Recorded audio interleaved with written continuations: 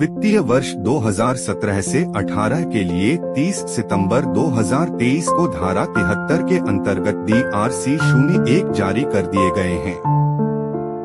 इसलिए tax professional के लिए अति आवश्यक हो जाता है कि वह धारा 73 के नोटिस का जवाब किस प्रकार तैयार करें।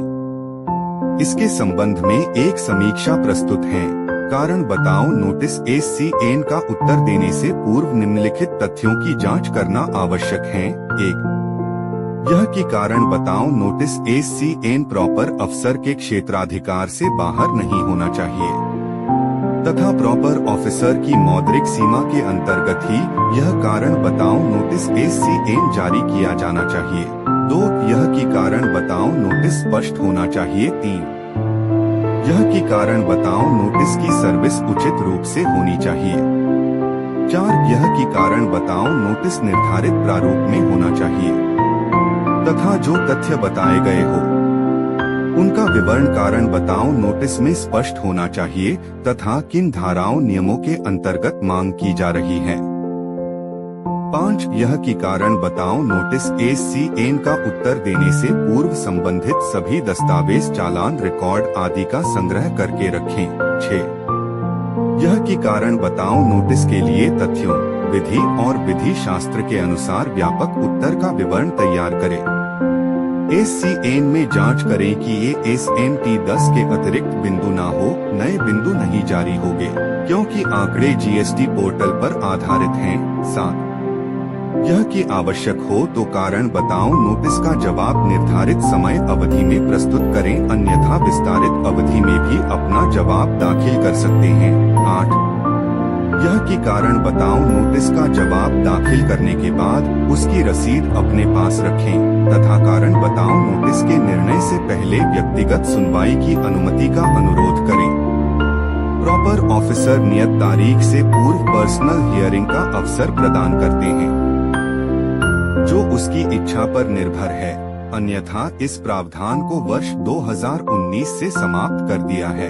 यह अवधारणा सर्विस टैक्स और कस्टम से लिया गया था कि विवाद कम से कम हो। Menu income tax budget tax company law excise customs GST CA CMA DGFT RBI SCBI finance Corp law user menu goods and services tax articles GST act की धारा 73 DRC 01 का जवाब कैसे दें। एक समीक्षा Sanjay Sharma goods and services tax articles download PDF 12 October 2023 6255 views 0 comment. वित्तीय वर्ष 2017 से 18 के लिए 30 सितंबर 2023 को धारा 73 के अंतर्गत DRC 01 जारी कर दिए गए हैं। इसलिए टैक्स प्रोफेशनल के लिए अति आवश्यक हो जाता है कि वह धारा 73 के नोटिस का जवाब किस प्रकार तैयार करें। इसके संबंध में एक समीक्षा प्रस्तुत है। कारण बताओ नोटिस SCN का उत्तर देने से पूर्व निम्नलिखित तथ्यों की जांच करना आवश्यक है। 1. यह कि कारण बताओ नोटिस SCN प्रॉपर अफसर के क्षेत्राधिकार से बाहर नहीं होना चाहिए तथा प्रॉपर ऑफिसर की मौद्रिक सीमा के अंतर्गत ही यह कारण बताओ नोटिस SCN जारी किया जाना चाहिए। 2. यह कि कारण बताओ नोटिस स्पष्ट होना चाहिए। 3.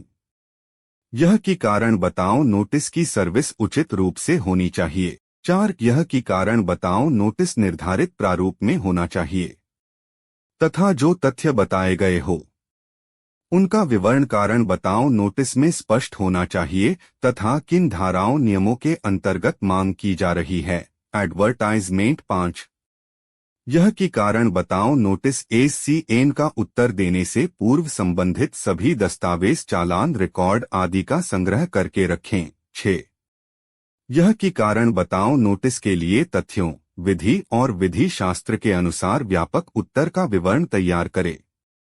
SCN में जांच करें कि SMT 10 के अतिरिक्त बिंदु ना हो, नए बिंदु नहीं जारी होंगे क्योंकि आंकड़े GST पोर्टल पर आधारित हैं। 7. यह कि आवश्यक हो तो कारण बताओ नोटिस का जवाब निर्धारित समय अवधि में प्रस्तुत करें, अन्यथा विस्तारित अवधि में भी अपना जवाब दाखिल कर सकते हैं। 8.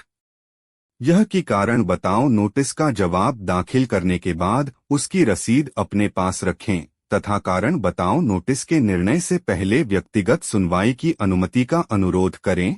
प्रॉपर ऑफिसर नियत तारीख से पूर्व पर्सनल हियरिंग का अवसर प्रदान करते हैं, जो उसकी इच्छा पर निर्भर है।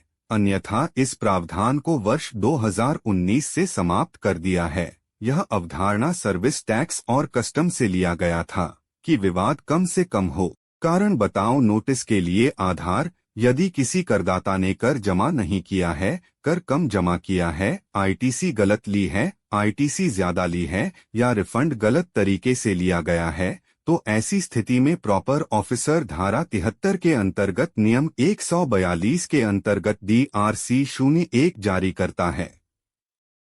यदि करदाता धारा 73 का जवाब दाखिल नहीं करता है, तो अधिकारी को यह अधिकार है कि वह जीएसटी एक्ट की धारा 79 उपधारा 1A के अंतर्गत DRC 09 के अंतर्गत धनराशि के लिए रिकवरी प्रोसीजर शुरू कर सकता है। करदाता द्वारा DRC 01